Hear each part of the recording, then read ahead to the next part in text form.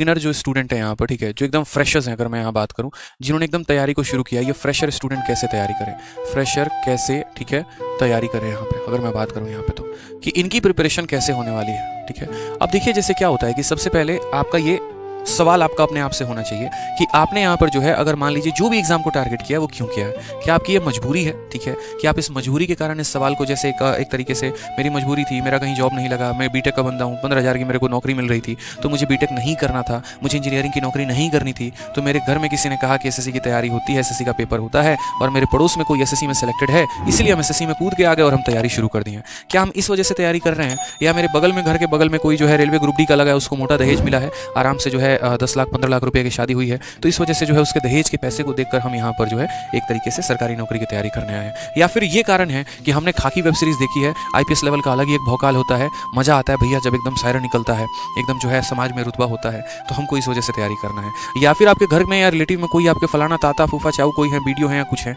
और बढ़िया एकदम 2-4 कोठी बनवा रखे हैं, अच्छा खासा 2-3 गाड़ी भी उनके दरवाजे पे खड़ी है, देखते हैं तो बहुत पैसा है, काम पर उन्हें जाना नहीं है, तो उस वजह से तैयारी करनी है। अगर आपके कुछ सपने इसमें से हैं जो सिर्फ प्रॉफिट देखकर आप उस जॉब में जा रहे हैं, तो यकीन मानिए आप बहुत गलत दिशा में जा रहे हैं, क्योंकि अडानी को भी फिर इसी दिशा में चले जाना चाहिए था। बेकार में वो जो है अपना हीरा का बिजनेस शुरू किया, या कहीं पर भी जो है छोटा मोटा कोई काम किए, उन्हें भी सरकारी नौकरी की तैयारी करने की आवश्यकता थी।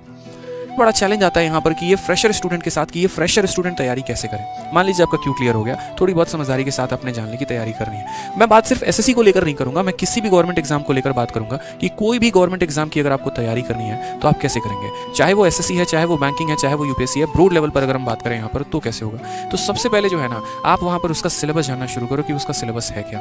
जैसे मानिए एसएससी का सिलेबस जानना है तो बड़े आसानी से इंटरनेट पर इजीली अवेलेबल मिल जाता है। यूपीएससी का जानना है तो उसकी एक मैगजीन भी आती है, यूपीएससी कोर या ऐसे करके 20 रुपए की, उसमें पूरा यूपीएससी का दिया गया होता है सिलेबस, और भी चीज़ें होती हैं, या इंटरनेट पर भी मिल जाता है, यूट्यूब पर भी। दूसरा, सिलेबस देखने के बाद जो है ना, आप कम से कम 1 या 2 टॉपर की वीडियो देखा करो, टॉपर्स स्ट्रैटेजी जाना करो कि टॉपर की स्ट्रैटेजी क्या थी, और टॉपर की वीडियो देखो। फॉलो कुछ भी नहीं करना, बस अभी वीडियो देखना, उनके स्ट्रैटेजी जानने आपको कि उन्होंने किस तरीके से काम शुरू किया, किस तरीके से पढ़ना शुरू किया, और क्या उनका रणनीति रहा, कितने समय लगे, उन्होंने कौन से सब्जेक्ट को चूज़ किए। कारण बताता हूँ मैं, मान लीजिए कि मैं 12th में हूँ, ठीक है, आनंद फानंद में हमें कुछ समझ में नहीं आया और हमने जो है केमिस्ट्री ऑनर्स कर लिया, और ग्रेजुएशन करने के बाद जो है हमारी इच्छा हुई कि हमें यूपीएससी करनी है। हालांकि इच्छा हमारी 12th में भी थी, बताने वाला कोई नहीं था, सबने कहा तुम जैसे तैसे करके ग्रेजुएशन कर लो। अब हमने ग्रेजुएशन कर लिया केमिस्ट्री ऑनर्स में।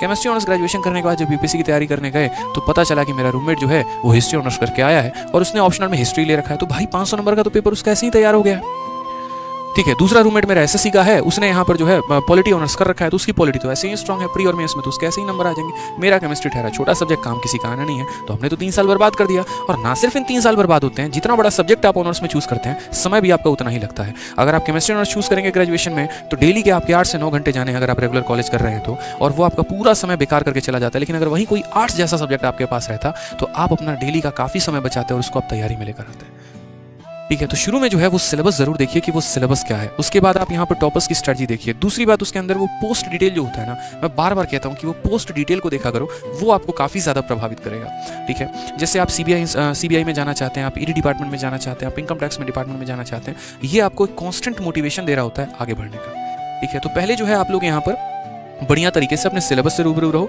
टॉपर्स की स्ट्रेटजी जानो, पोस्ट डिटेल जानो, और उसके बाद जो है यहाँ पर तब आप तलाश करो कि आपको यहाँ पर किताबें कौन सी पढ़नी है, आपको यहाँ पर कोचिंग कहाँ से लेना है, आपको यहाँ पर यूट्यूब से फॉलो करना है, सेल्फ स्टडी करना है, जो भी करना है तो वो आपको कहाँ से करना है, किस तरीके से करना है। इसमें जो है बहुत सारी बातें आपकी ये टॉपर्स की वीडियो से पता चल जाता है, जो यहाँ से आपको सजेशन मिलता है, या जो आपके फ्रेंड और आपके रिलेटिव्स बताते हैं, वहाँ से आपको काफ़ी सारी बातें पता चल जाती हैं। जैसे वो चीज़ें करनी चाहिए, तो ये तीनों चीज़ें मैंने की हैं, तब हम आपको बता रहे हैं, ठीक है।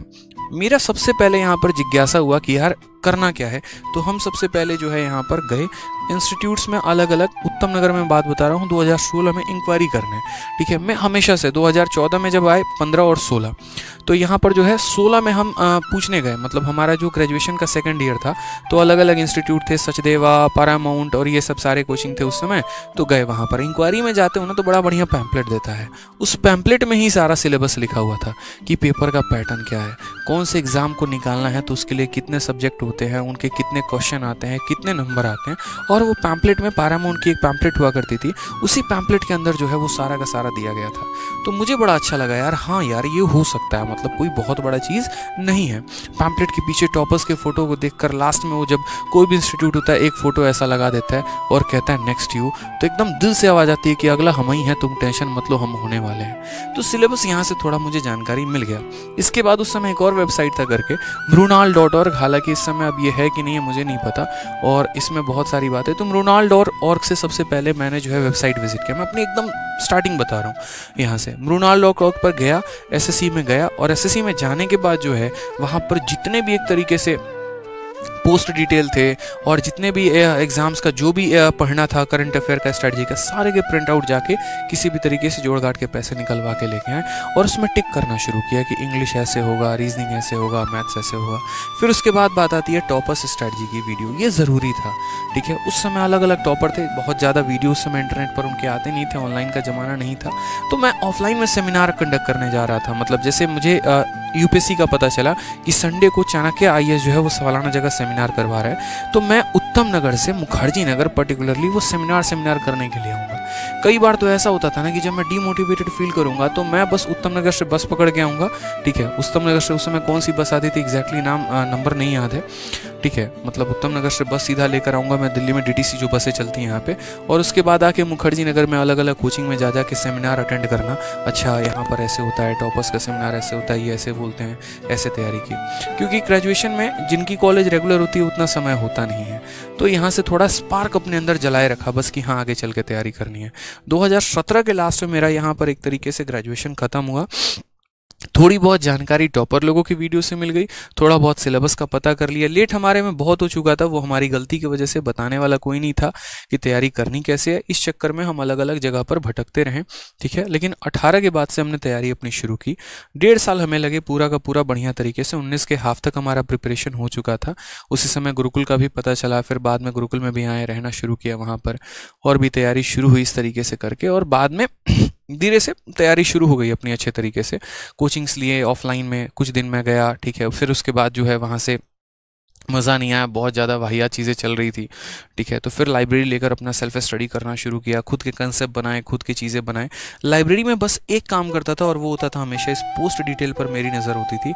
आज भी मेरे पास वो पेपर मेरे सूटकेस में संभाल के रखे हुए हैं जो मैंने mrunal.org से निकाला हुआ था, जिसमें सारे पोस्ट थे। और उसमें एक ही पोस्ट मुझे हमेशा अच्छी लगी थी, वो कैप वाली फ़ोटो एक्साइज इंस्पेक्टर की। वो मुझे हमेशा से पता नहीं क्यों अट्रैक्ट करता था, मुझे बहुत अच्छा लगता था, ठीक है। तो ये चीज़ें जो है ना लाइफ में कड़ियाँ जुड़ते चली जाती हैं। कोई भी चीज़ आप एक बार में नहीं सीखते हैं, पहले दिन नहीं सीखते हैं, समय लगता है।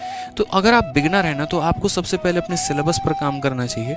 टॉपर्स की स्ट्रेटजी की वीडियो देखो आप, पोस्ट डिटेल देखो आप, उसके बाद अपना कंसिडरेशन करो कि किताबें कौन सी अच्छी हैं, कोचिंग कौन सी अच्छी है, सेल्फ स्टडी कौन सी अच्छी है। मतलब पहला जो काम होना चाहिए ना, वो आपका काम होना चाहिए सर्च आउट का, कि आप सर्च आउट कर रहे हो बढ़िया तरीके से, लुकआउट कर रहे हो कि हाँ चलो देखते हैं सभी चीज़ें क्या हैं, कैसे हैं, क्या हैं, ताकि आपका एक बेस क्लियर हो सके एक तरीके से। जब घर बनाना होता है ना, तो मिट्टी डाल के जो नींव है उसको पक्का करना होता है, ताकि अगर नींव आपकी मजबूत हो गई तो उसके ऊपर कितनी भी बिल्डिंग खड़ी कर लो कोई फर्क नहीं पड़ता है।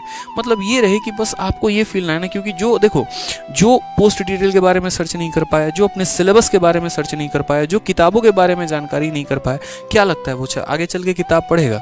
अब जो स्टूडेंट जाके दुकानदार से पूछ रहा है भैया SSC की तैयारी करनी है, कौन सी किताब पढ़नी है बताओ, तो वो क्या आगे बढ़ेगा? क्वेस्ट होना चाहिए आपका अंदर से, थर्स्ट होना चाहिए आपका अंदर से कि मुझे बढ़ना है तो मुझे अपने लिए सर्च करना पड़ेगा ना। तो वो चीज़ होना पड़ेगा कि आपको अपने लिए पहले आगे बढ़ना पड़ेगा। अब जैसे मानो इन चीज़ों को आपने सर्च आउट कर लिया, उसके बाद अगर हम बात करें यहाँ पर, तो फिर उसके बाद आप चूज़ करो अपने तरीके से। आपको यूट्यूब से पढ़ना है तो यूट्यूब पर कई सारे चैनल हैं, कई सारे टीचर्स हैं जो पढ़ा रहे हैं। आपको लग रहा है कि अगर मैं यहाँ से तैयारी कर सकता हूँ, ये टीचर बढ़िया पढ़ाते हैं, कभी किसी के नाम पर मत जाना। दुनिया में कोई बोले ना कि आदित्य रंजन बहुत बड़े टीचर हैं, बहुत अच्छे टीचर है, अच्छा पढ़ाते हैं, मत पढ़ना। मैं बता रहा हूँ, आप तभी पढ़ना आदित्य रंजन से जब आपको समझ में आए, ठीक है। कोई भी XY टीचर है, कोई भी चैनल पर है, अगर मान लीजिए वो पढ़ाता है, आपको समझ में नहीं आ रहा ना तो मत जाना, भीड़ के पीछे मत भागना, भीड़ का कटेगा तो आपका भी कटेगा, यूँ समझ लीजिए यहाँ पे, ठीक है। तो आप अपना चैनल चूज़ करो, आप अपना सोर्स चूज़ करो कि कहाँ पढ़ना है। किसी के एप्लीकेशन का कोई पेड कोर्स लेना है, आप वो चूज़ करो कि हाँ भाई कौन बढ़िया पढ़ा रहा है, कैसे पढ़ा रहा है, वो आप यहाँ पर चूज़ करो। किताबें किसी के टॉपर के नाम पर मत जाना कि किसी किताब ने बोल दिया कि फलानी किताब बहुत अच्छी है तो आप भी उसके ऊपर चल गए।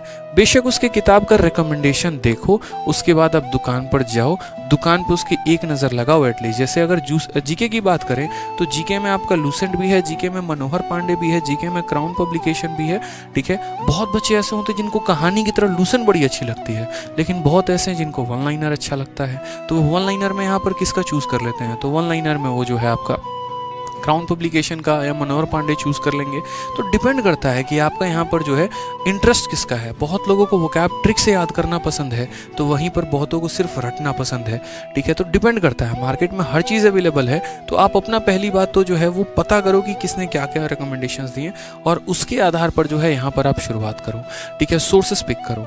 अब जैसे मान लो कि आपने सपोज करिए कहीं पर कोई कोर्स लिया या आप यूट्यूब से पढ़ रहे हैं या कहीं से पढ़ रहे हैं, तो अब उसके बाद आपकी जिम्मेदारी यहाँ पर यह बन जाती है कि आप उस चीज़ में बड़ा कंसिस्टेंट सा रहे। यहाँ पे थोड़ा सीरियस हो जाए जीवन में। यहाँ पर हर समय स्ट्रेटजी, हर समय गाइडेंस नहीं होता।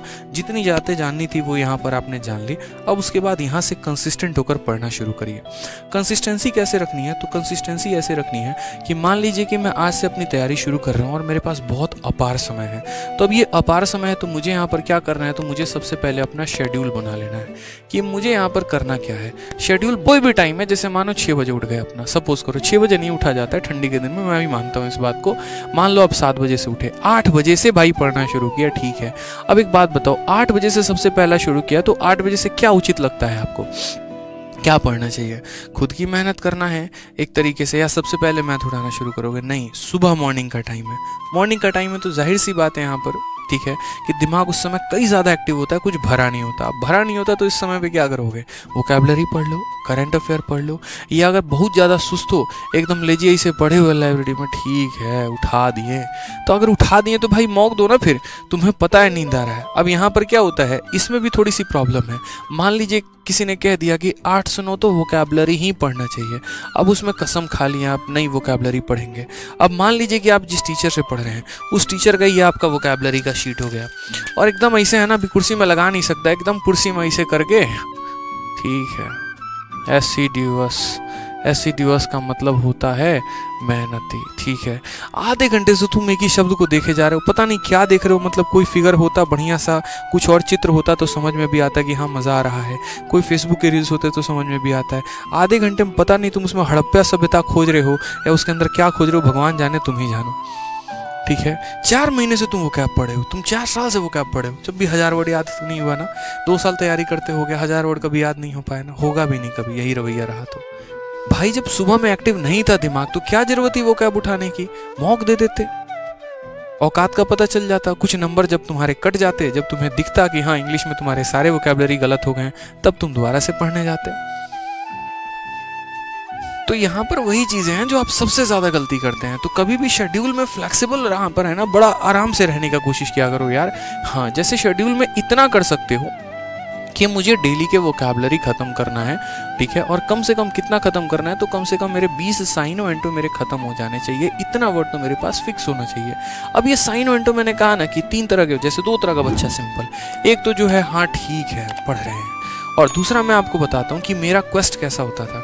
एक टीचर थे ऑफलाइन के, उनकी बहुत अच्छी शीट थी वोकैबुलरी की। एक स्टूडेंट मेरा रूममेट था, उनके पास पढ़ता था, उनका मैंने देखा था, मैंने उससे सारी शीट लेकर फोटोकॉपी करवा ली। मैंने कहा यार बढ़िया है, लाइब्रेरी में जब आया तो रूममेट भी रहा, लाइब्रेरी में पढ़ते थे साथ में, तो मैंने उसकी शीट लेकर फोटोकॉपी करवाई। उसके बाद उनकी एक शीट में 20 से 25 वर्ड दिए गए होते थे, ठीक है। मैंने क्या किया, हर शब्द का उनका ट्रिक वरिक जो भी दे रखा था ना, तो मेरा रूममेट का काम बस इतना होता था कि वो उस शब्द को याद करेगा।